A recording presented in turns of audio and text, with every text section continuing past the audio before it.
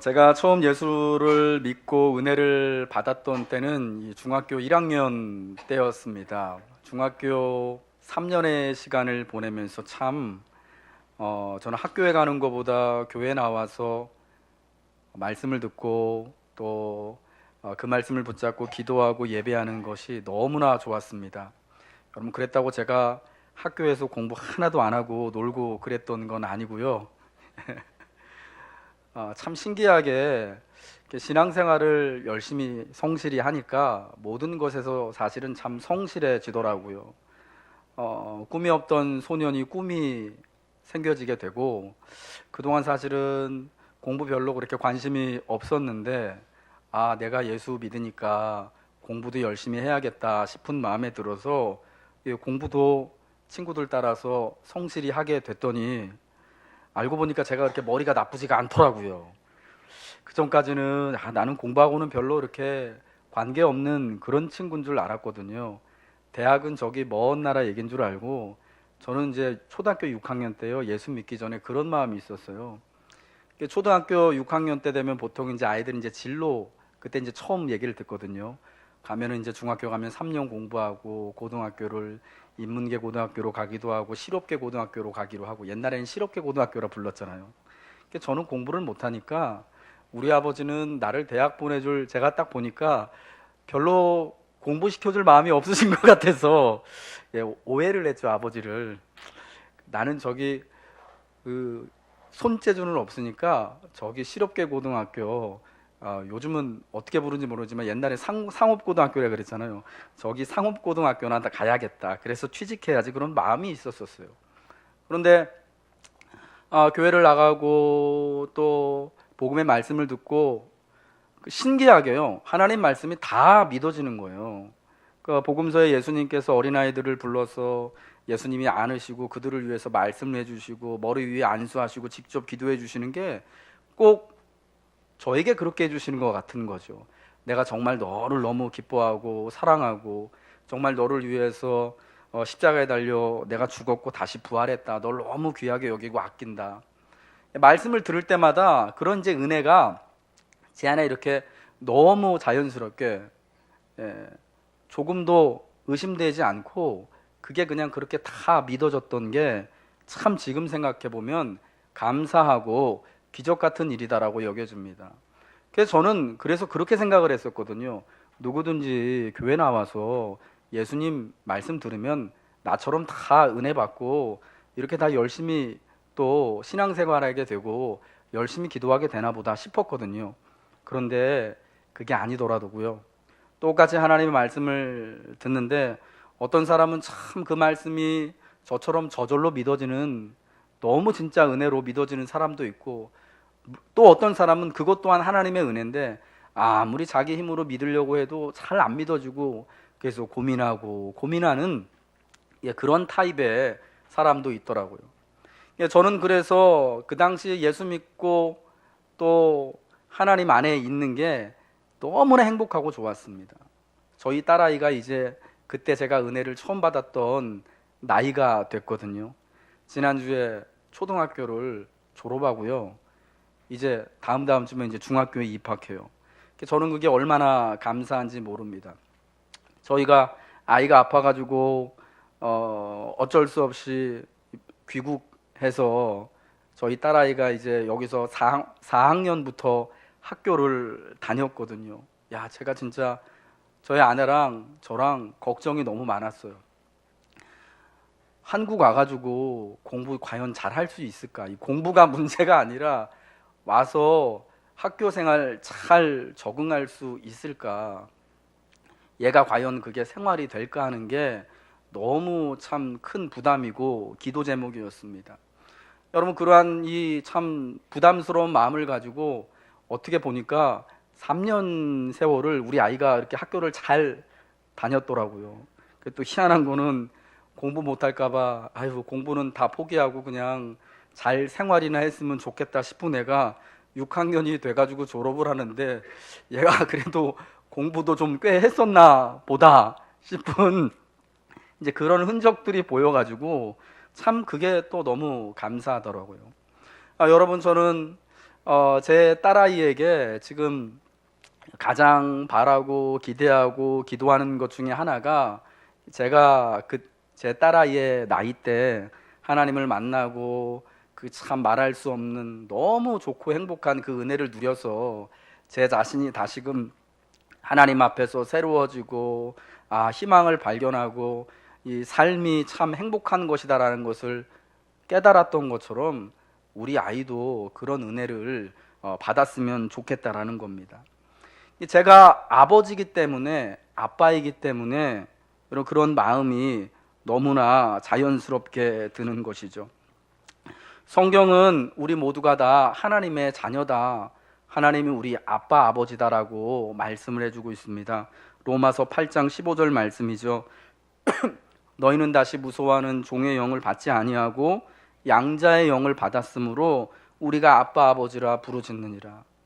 여러분, 제가 아빠로서 우리 아이에게 바라는 정말 하나님 안에서 복되고 행복하고 강건하기를 바라는 것처럼 아버지 되신 그분 하나님께서 저와 여러분을 보면서 똑같은 그런 아빠의 마음을 가지고 계신다라는 것입니다.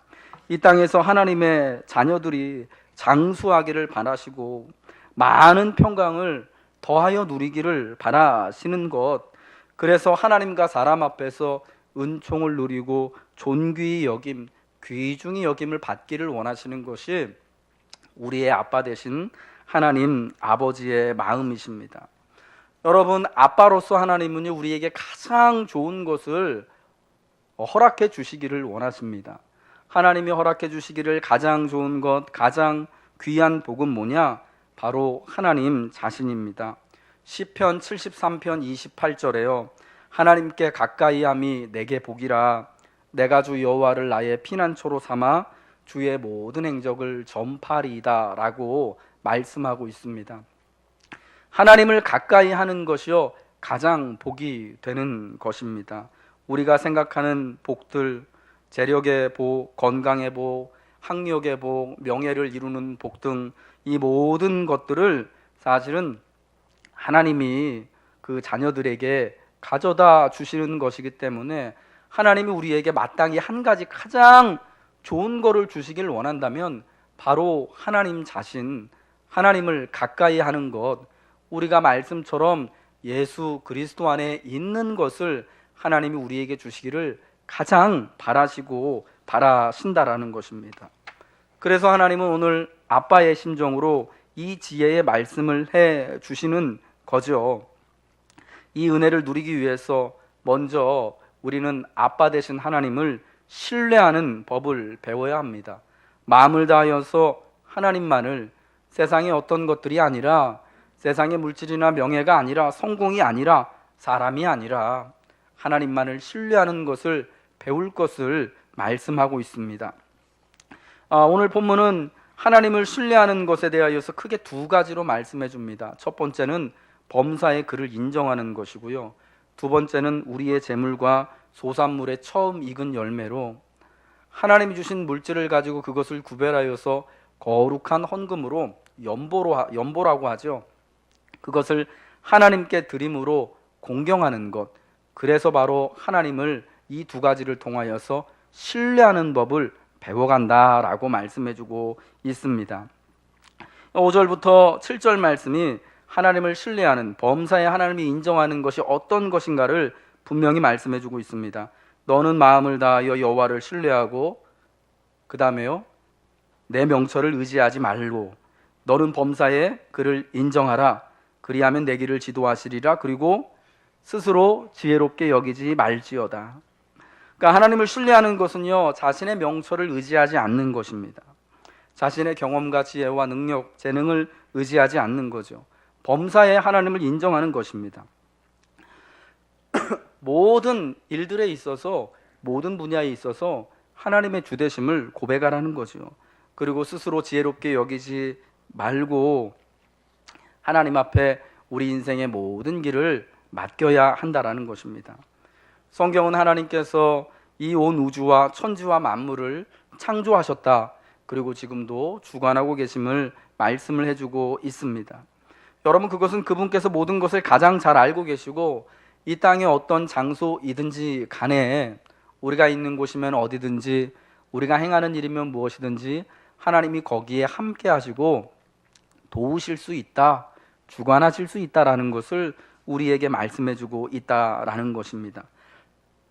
그러므로 우리는요, 하나님을 의지하면서 특별히 스스로 지혜롭게 여기는 그러한 마음을 버려야 한다라는 것입니다.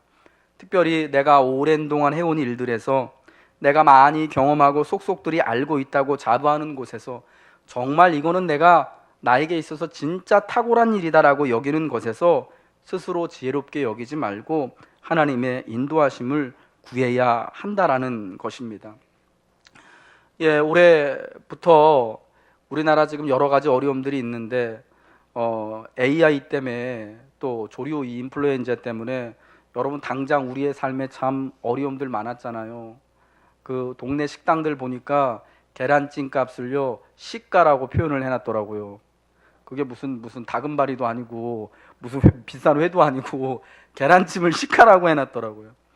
예, 조금 계란값이 요즘 좀 싸지긴 했는데 한참 뭐 비쌀 때 한 판에 10,000원 넘고 지금도 8,000원 정도 하잖아요. 한 판에 24개 들어가나요? 남자가 이런 걸 진짜 내가 맨날 사는데 제가 맨날 여기 동네 K마트 가가지고 사는데 여기 30개였구나 몰랐습니다. 사람이 이래요. 스스로 지혜롭게 여기면은 안 되는 거예요. 그게요 8,000원 좀 넘더라고요. 지금도 여전히 비싸요. 근데 또 얼마 전부터는요 또 구제역 지금 뭐 발생해가지고 지금 저 충청도 쪽에는 난리가 났잖아요. 근데 여러분 그 AI를 관리하고 구제역 바이러스를 관리하는 분들이요 그 분야에 있어서 제일 잘하는 전문가들입니다.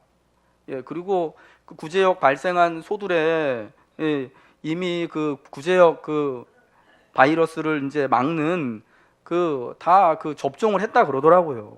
그런데도 불구하고 구제역 바이러스 반응이 나온 거거든요. 지금 이제 조금 좀 진정세가 됐다고 하는데 그래도 걱정들을 하더라고요. 왜냐하면은 이 바이러스가 어디서부터 유입됐는지를 모른다는 거예요.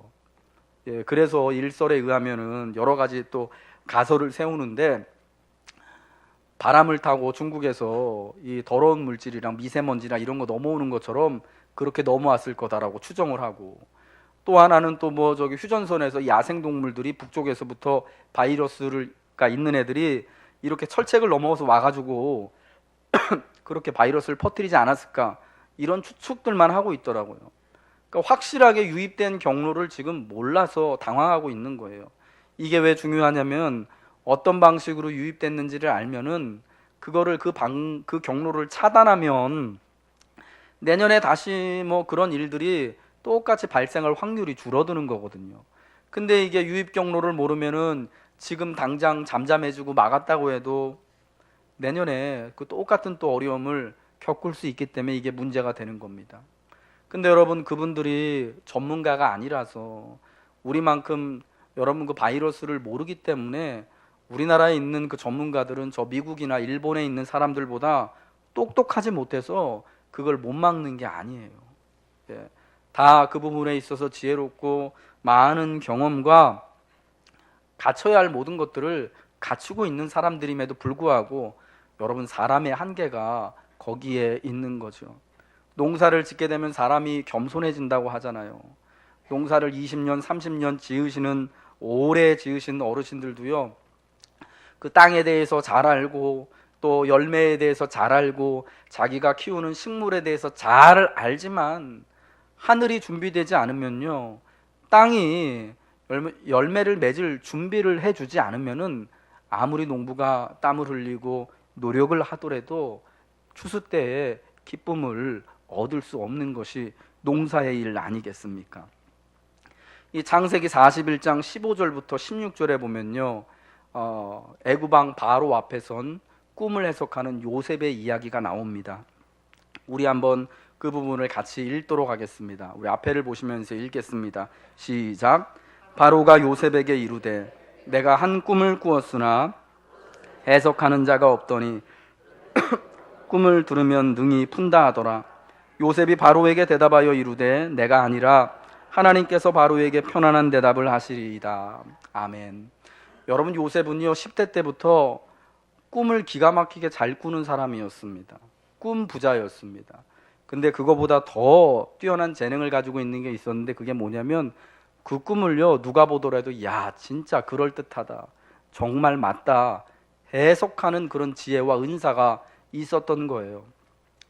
그래서 17살 때 자기가 꾼 꿈을 가지고 형들 앞에서 자랑했다가 미움받는 거잖아요.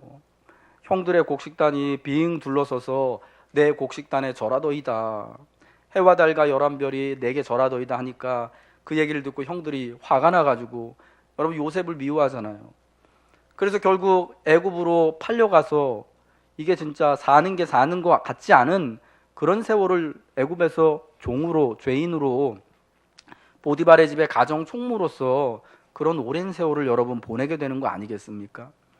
요셉이 처음에는요 자기가 가지고 있는 이 꿈꾸는 것과 꿈을 해석하는 지혜를 굉장히 자랑하고 그거를 자기의 명철로 삼고 힘으로 삼았습니다. 근데 여러분 그 결과가 자기가 이렇게 바라는 것처럼 형들이, 부모님이 스스로 알아서 자기를 높여주는 그런 게 아니라 도리어 미움을 받고 팔려가는, 죽음 가운데 넘겨주는 그런 상황을 맞이하게 된 거 아니겠습니까? 13년의 시간을 보내면서 여러분 요셉에게 꿈을 꾸고 꿈을 해석하는 그런 지혜가 사라진 게 아니에요. 근데 이제 이것을 어떻게 활용하는가? 이 꿈을 해석하는 것이 내가 해석하는 것인가, 아니면 하나님께서 그런 지혜를 주시는 것인가, 이거에 대한 다른 시각의 차이가 요셉에게 생긴 것입니다. 그리고 그가 30살이 되어서 애굽에서 그렇게 억울한 생활을 13년 차가 하게 된 그때에 애굽 왕 바로 앞에 여러분 그가 바로의 꿈을 해석하기 위해서 서게 된 거 아닙니까? 마침 저 바로의 감옥에 갇혀 있는 히브리 노예 청년이 꿈을 잘 해석한다라는, 용하다라는 이야기를 듣고 왕이 지푸라기라도 잡는 심정으로 요셉을 불러다가 앞에 세운 겁니다. 그리고 말하는 거잖아요. 내가 들으니까 너는 꿈을 들으면 능이 푼다고 하더라. 너가 그렇게 꿈을 잘 해석한다면서. 그러니까 요셉이 어떻게 말합니까? 내가 아니라 누가 한다고요? 하나님께서 바로에게 편안한 대답을 하실 겁니다. 여러분 13년의 생활 동안 내가 지혜가 있는 게 아니라, 내가 꿈을 해석하는 게 아니라, 내가 명철이 있는 게 아니라 범사의 하나님이 우리를 지도하시고 인도하십니다라는 것을 드디어 고백하는 그러한 사람이 된 것입니다. 여러분 바로가 이 요셉이 해석하는 꿈에 대한 이야기를 듣고요, 그를 그 자리에서 바로 자기 다음으로 애굽의 두 번째 치리자 총리로 삼지 않습니까? 자기의 인장 반지를 빼서 그에게 끼워주고, 자기의 옷을 입혀주고, 자기의 수레에 태워가지고 그 애굽의 수도를 돌아다니면서 야 이게 바로 왕이 기뻐하는 하나님의 지혜가 깃든 사브낫 바네아라고 하는 그런 사람이다 라고 하면서 그를 높이지 않습니까? 여러분 바로가 왜 그랬을까요? 단지 꿈을 해석해서 이 꿈에 대한 해석을 보니까 7년이 풍년이 있고 7년이 흉년이 있을 거니까 나중에 7년 풍년 동안에 이 흉년을 잘 대비해서 애굽과 온 세상이 흉년에 멸망하게 될 것을 막으십시오, 준비하십시오. 너무 지혜롭게 대답을 잘했죠. 여러분 그래서 바로가 그 일을 잘 감당할 사람으로 보니까 요셉이 딱 적임자거든요. 그래서 그를 세웠어요. 근데 여러분 저는 바로가 그렇게 한 거에는요, 인간적으로 이 요셉에게 있는 그러한 참 호감을 얻을 만한, 바로가 그러한 호감을 얻을 만한 그런 모습이 요셉에게 있었다고 생각해요. 단순히 꿈을 잘 해석하고 좋은 계책을 냈기 때문이 아니에요. 여러분 바로 주변에요 이 꿈을 해석하는 많은 박사들과 지혜자들이 있었습니다. 내가 한 꿈을 꾸었으나 그것을 해석하는 자가 아무도 없었다. 오죽 답답하면은 저 감옥에 갇혀 있는 히브리 노예 소년을 불러다가 꿈을 말하고 해석해 보라고 말하겠습니까?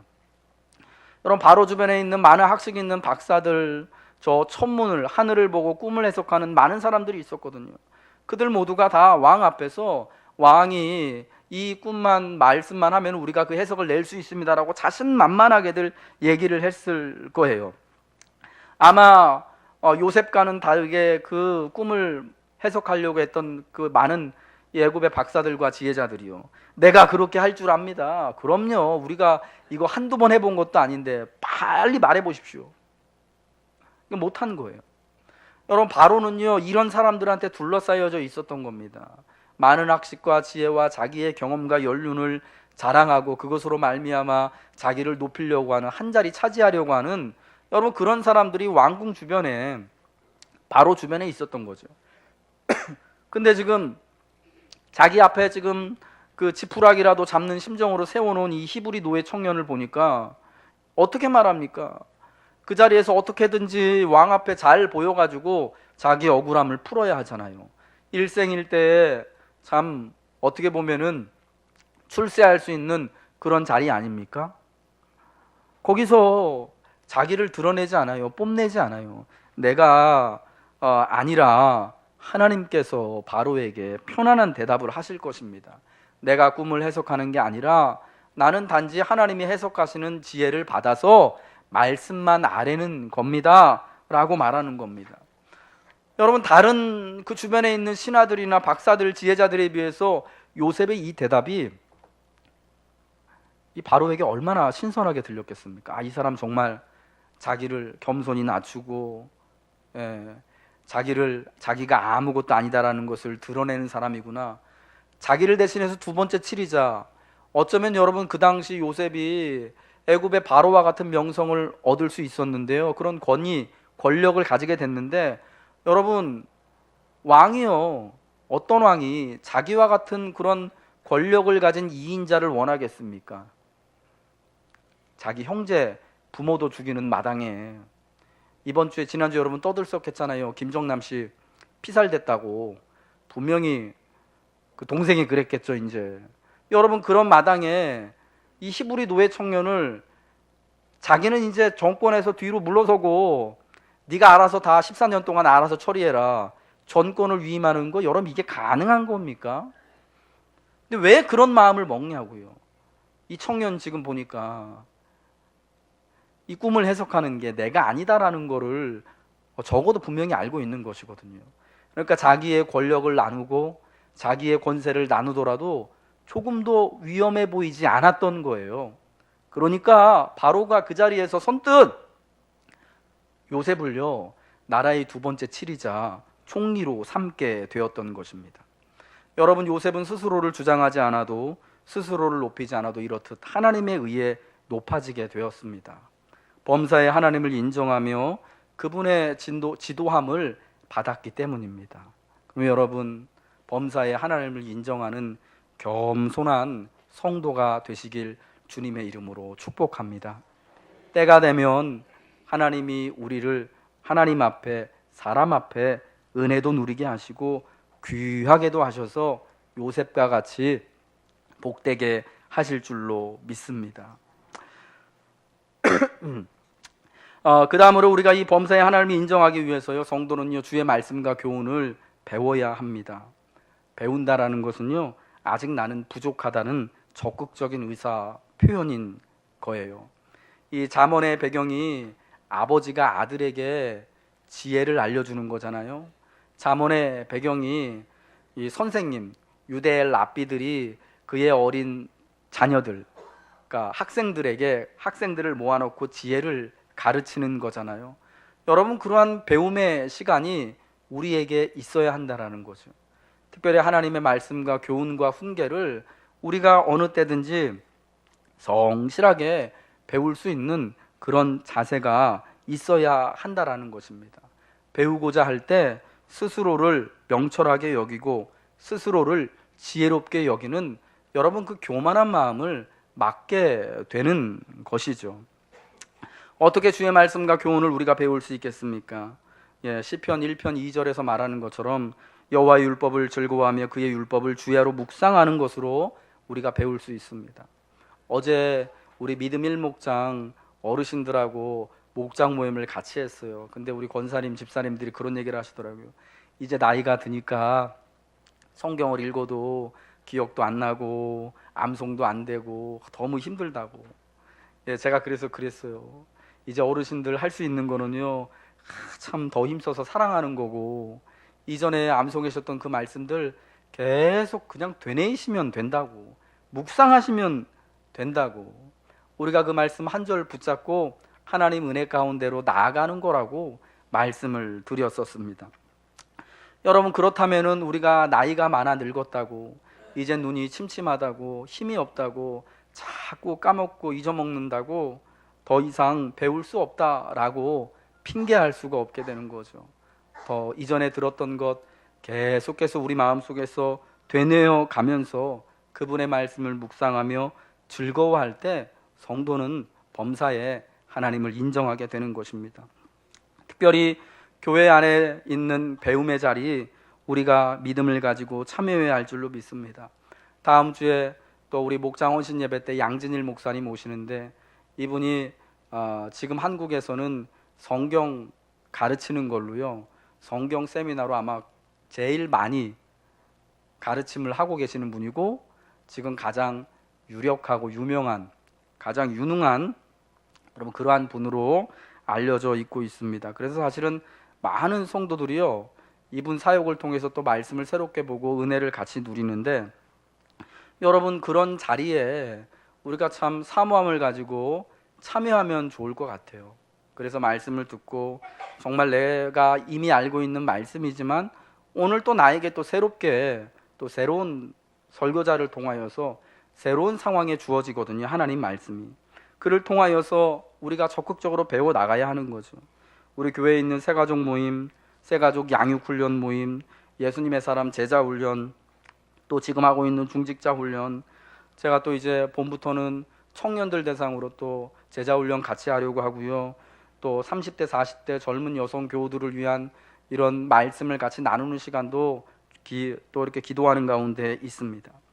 여러분 가능하다면 교회 안에 있는 이러한 배움의 자리, 우리가 예배뿐만 아니라 물론 예배를 통하여서도 하나님의 말씀을 듣고 배우지만 그런 훈련의 자리에 여러분 믿음을 가지고 참석하시기 바랍니다. 그래서 내가 더 많은 시간을 하나님의 말씀을 듣고 배워야겠다, 나는 은혜가 필요하다, 말씀의 인도가 필요하다라는 것을 여러분 믿음으로 고백하시길 바랍니다. 크게 두 번째로요, 이제 범사에 하나님을 신뢰하는 것, 그 두 번째는 재물과 소산물의 처음 익은 열매로 하나님을 공경하는 것입니다. 9절과 10절의 말씀에 나와 있죠. 내 재물과 내 소산물의 처음 익은 열매로 여호와를 공경하라.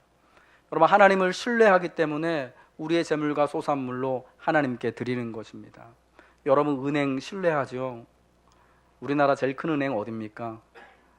보통 거래 많이 하시는 데가 국민은행, 그리고 또 어디 있습니까? 뭐 외환은행 뭐 이런데, 우리 교회는 이제 외환은행 이제 하나은행으로 바뀌었는데 거기 거래를 하고 있는데, 여러분 거기다가 은행 거래들을 다 하시잖아요. 그렇죠? 보통 다 월급이 다 은행 계좌를 통하여서 자동으로 이렇게 회사에서 들어오지 않습니까? 그걸 참 은행들을 우리가 신뢰합니다. 그래서 거기다가 우리 월급 통장을 맡겨놓기도 하고 우리의 또 소유를 거기다 넣어놓기도 하는 거죠. 신뢰해서 그래요. 여기 은행 내 돈 떼먹지 않을 거다. 망하지 않을 거다. 이게 참 적절한 비유인지는 모르겠지만 하나님께 재물과 우리의 소산물의 처음 익은 열매를 드리는 것, 우리가 하나님께 예배 드릴 때마다 모일 때마다 헌금을 가지고 하나님 앞에 드리는 건요, 그만큼 하나님을 신뢰한다는 표현이죠. 하나님 세상이 천지가 개벽을 하더라도 나를 붙잡아 주실 거야, 나의 힘이 되실 거야, 그러니까 내가 하나님을 신뢰한다, 그러니까 내가 하나님을 의지한다라는 표현으로 예배하며 이 귀한 내 생명과 같은 물질을 드린다라는 거죠. 사도행전 17장 25절에 보면요, 또 하나님은 무엇이 부족한 것처럼 사람의 손으로 섬김을 받으시는 것이 아니니 이는 만민에게 생명과 호흡과 만물을 친히 주시는 이심이다라고 말씀해주고 있습니다. 하나님이 우리에게 헌금을 하라고 하는 것은 하나님이 우리의 손으로 필요를 채우시기 위해서가 아닙니다. 도리어 하나님이 만민에게, 우리에게 생명과 호흡과 만물을 친히 주신다고 하잖아요. 우리를 통하여서, 우리의 손을 통하여서 하나님이 헌금을 받으시고 그걸 통하여 우리가 얼마나 하나님을 신뢰하는지, 하나님을 재물보다 이 땅의 어떠한 능력보다 더 의지하는지를 보고 우리를 축복하시기 위하여서, 우리에게 은혜 베풀어 주시길 위하여서 하나님이 헌금하라고 하시는 것입니다. 이 고린도후서 9장 5절부터 7절의 이 짧은 구절 가운데요, 헌금을 어떻게 드려야 되는지에 관한 그러한 가르침이 있습니다. 우리 한번 고린도후서 9장 5절과 7절 말씀을 보겠습니다. 읽겠습니다. 시작. 이 형제들로 먼저 너희에게 가서 너희가 전에 약속한 연보를 미리 준비하게 하도록 권면하는 것이 필요한 줄 생각하였노니 이렇게 준비하여야 참 연보답고 억지가 아니니라. 이것이 곧 적게 심는 자는 적게 거두고 많이 심는 자는 많이 거둔다 하는 말이로다. 각각 그 마음에 정한 대로 할 것이요 인색함으로나 억지로 하지 말지니 하나님은 즐겨내는 자를 사랑하시느니라. 아멘. 헌금을 드리는 두 가지 자세를 우리가 간략하게 뽑아볼 수 있을 것 같아요. 첫 번째는 헌금은요, 미리미리 준비하고 드리는 게 헌금이라는 거예요. 오늘 여러분 예배 나오시면서 다 또 우리 헌금함에 헌금을 넣으시고, 또 기도 제목을 따라서 헌금하시고, 10여 일조하시고, 목장 또 모임 할 때 목장 헌금하고 여러분 하셨잖아요. 근데 오늘 혹시 여러분 예배 나오실 때 그냥 헌금 미리 준비하지 않고 나오셨다가 그냥 손에 잡히는 대로 헌금함에 넣으신 분이 있으시다면, 여러분 이 말씀을 들으시고 다음 주부터는 여러분 액수에 상관없이 꼭 미리 헌금을 준비하셔서, 교회에서 미리 헌금 봉투 가져가셔서요, 많이 미리 집에다 갖다가 쟁여놓으셔도 돼요. 미리 준비하셔서 꼭 가지고 오셔서 헌금하시기 바랍니다. 너희가 전에 약속한 연보를 미리 준비하게 하도록 권면하는 것이 필요한 줄 생각하였노니 이렇게 준비하여야 참 연보답고 억지가 아니다. 헌금이 억지스럽고 강요되고 부담스러운 것이 되지 않으려면 어떻게 해야 되느냐? 미리 준비해야 되는 거예요. 저도 가끔 진짜 헌금 드리는 게 막 당황스러울 때가 있어요. 부담은 아닌데 어쩔 때냐면은, 옛날에는요, 우리 한 20년 전만 해도 교회가 예배로 모일 때마다 헌금 시간이 있었잖아요. 그래서 옛날 어른들은 교회 예배 모일 때마다 뭐 오전 예배건, 오후 예배건, 수요 예배건, 새벽 예배건 헌금하는 줄 알았어요. 근데 요즘에는 교회들이 그렇게 헌금을 강조하지 않는 그런 분위기입니다. 그래서 보통 헌금 시간 주일 오전 예배 한 번, 우리 교회 같은 경우는 여러분 그래요. 그러니까 다른 때 이제 예배로 모일 때는 헌금한다라는 그런 이제 생각이 이제 많이 없어졌거든요. 근데 여러분 마음이 또 이렇게 또 동하신다면 하나님 앞에 나오실 때마다 헌금으로 헌금하시는 것 참 하나님이 기뻐하실 거라고 저는 그렇게 생각합니다. 제가 목사님들 이제 모임 갈 때 이제 우리 노회 이제 1년에 2차례씩 하고 뭐 임시 노회도 하고 그러잖아요. 그러면은 꼭 깜빡하는 게 있어요. 그러니까 가끔 깜빡하는데 그 예배 가면은 예배 드리고 헌금 시간이 있는데 그거를 깜빡하는 거예요. 참 너무 부끄럽죠.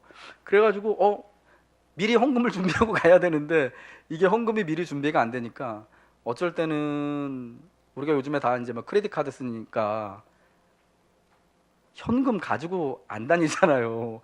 저도요, 제 전화기가 이제 지갑이거든요. 요즘 다 그렇잖아요. 거기에 여러분 돈이 얼마나 있겠습니까? 제일 많이 꼽혀져 있을 때가 한 10,000원? 예. 그 뭐 1,000원짜리, 오늘은 보니까 1,000원짜리 5장 있더라고요, 제 지갑에. 그렇게밖에 없으니까 이게 갑자기 어느 모임에 갔는데 헌금하는 시간이 있어요. 그러면 당황스러운 거예요. 그러면 뭐 이게 진짜 뭐 1,000원짜리 빼서 어떨 때는 이렇게 몇 장이지만 드리기도 하고, 이게 진짜 헌금 같지가 않다라는 생각이 들더라고요. 부담도 되고 당황스럽고 이게 억지로 하는 것 같고. 여러분 우리가 이제 이 한 달 동안 혹은 한 주간 동안 얻은 소득을 가지고 한 달이나 한 주간을 살 때 계획을 하잖아요. 소비 계획을 하고 저축 계획을 하고 이렇게 또 아이들 교육할 계획을 하고. 근데 여러분 그런 계획에 헌금할 계획도 들어가 있어야 한다라는 거죠. 그래야지 하나님 앞에 드리는 것이요, 참 부담스럽지 않게 되는 겁니다. 미리 준비가 되면은 하나님께 드리는 것이요, 결코 부담이 되지 않고 거기서 자유로워질 수가 있습니다. 또한 억지나 인색함으로가 아닌 즐거워서 드리는 헌금이 그때 되어진다라는 것입니다. 여러분 하나님은 즐겨내는 자를 사랑하신대잖아요. 인색함이나 억지로가 아니라 액수에 많고 적음에 관계없이 얼마나 미리 이 예물을 준비하여서 감사함으로 드리느냐, 여러분 거기에 또 하나님이 받으시는 그러한 은혜가 있다라는 것입니다. 그 다음에 두 번째로 이 헌금의 기준, 그럼 얼마나 해야 되느냐. 여러분 성경은 우리 헌금의 기준을 정확히 10분의 1, 10의 1이라고 말씀해 주고 있습니다. 성경적 기준에 따라서 여러분 한 주간 혹은 우리 한 달 동안에 우리가 하나님께 드리는 헌금이 10분의 1 정도가 되어질 수 있도록 우리가 맞춰야 합니다. 교회에 오면은 여러 가지 헌금의 종류들이 있죠. 10의 1조 헌금 봉투도 있고, 감사 헌금도 있고, 뭐 구제 헌금도 있고, 선교 헌금도 있고, 어떤 교회 가면 1,000번지 헌금도 있고, 건축 헌금도 있고, 종류별로 너무 많죠. 색깔별로. 근데 저는요, 그걸 다 합쳐가지고요, 우리 소득의 10분의 1이면 된다고 여러분에게 말씀드리고 싶어요. 물론 그 이상으로 하셔도 됩니다. 성경에서 말하는 10분의 1은 미니멈, 최소한을 말하는 거예요. 최대한이 아니고요, 최소한이에요. 왜 10분의 1을 최소한으로 말씀을 드리냐? 그게 하나님께 드리는 헌금이기 때문입니다. 여러분 헌금과 기부의 차이가 뭔지 아십니까? 영어로 헌금은 offering이라고 그러고요, 기부는 donation이라고 그래요. 근데 offering이라는 건 내가 진짜 내 안에 있는 것을, 내 생명 같은 것을 내어놓는다라는 거거든요. 그거는 부담이 되는 거예요. 여러분 옛적에 하나님 앞에 제사 드릴 때 참 그 광야에서 소를 잡고 양을 잡고 하는 게 여러분 부담이 될까요? 안 될까요? 힘들죠. 옛날에 여러분 농사 질 때, 목축할 때 양 한 마리, 소 한 마리가 얼마나 큰 재산입니까? 그런데 그걸 하나님 앞에 나아갈 때 되게도 자주 해요. 이스라엘 큰 절기가 1년에 4번 있잖아요.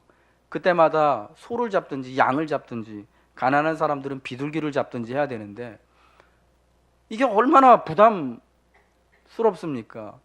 1년이면 4마리, 적어도 최소한 4마리를 갖다가 제사로 하나님 앞에 드려야 되는 거예요. 그럼 여러분 왜 이렇게 부담스럽고 불편한 걸 하나님은 요구하시느냐? 그게 헌금이기 때문에 그래요. 그거 4마리 정도 있으면 더 잘 살 수 있죠. 우리가 10분의 1 하나님께 드리지 않고 가지고 있으면 여러분 그게 액수가 상당하거든요. 조금 더 편안하게, 조금 더 유용하게 사용할 수 있는 그 정도가 되는 것입니다. 근데 여러분 그것을 내가 희생하고 하나님께 드리는 것이, 하나님 이 물질이 다 내게 아니라 하나님 겁니다라고 고백하는 일이 되는 거겠죠. 내가 이 물질 때문에 사는 게 아니라 하나님이 지켜주셔서 삽니다 라는 거 참 고백하는 일이 되는 거예요. 눈물을 흘리면서. 여러분 하나님이 여러분 그러한 삶을, 그러한 드림을 기뻐하시지 않겠습니까? 축복하시지 않겠습니까? 그러니까 하나님이 10의 1조 가운데 이건 진짜 약속이 있는 예물이다라고 하나님이 그렇게 선지자들을 통하여서 말씀해 주시는 겁니다. 여러분 기부는요 헌금과 달라요. 조금 더 내 삶에 부담스럽지가 않아요. 여러분 교회 와서 헌금 생활 하시는데 헌금 드리는 게 뭐 내가 살아가는데 전혀 부담스럽지 않은, 그저 주중에 저기 사업장 가서 혹은 이제 뭐 비즈니스 파트너 만나든지 아니면 친구들 만나가지고 여기 커피숍 가서 커피 한 잔, 스타벅스 가서 커피 한 잔 먹는 것 정도, 여러분 그거 부담스러우십니까? 별로 부담 안스러우실 것 같아요. 물론 커피 한 잔에 어떤 데 뭐 10,000원도 넘는 데가 있지만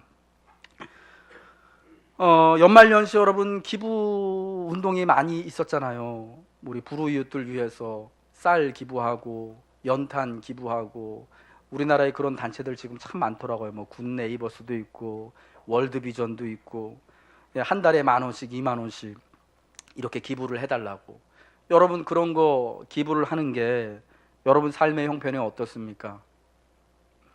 한 달에 10,000원씩 20,000원씩 드린다고 해가지고 기부한다고 해서 뭐 크게 어렵지 않죠. 힘들지 않아요. 얼마든지 할 수 있는 겁니다. 여러분 헌금을 기부처럼 하면 안 되는 거예요. 거기서 헌금과 기부가 달라지게 되는 거죠.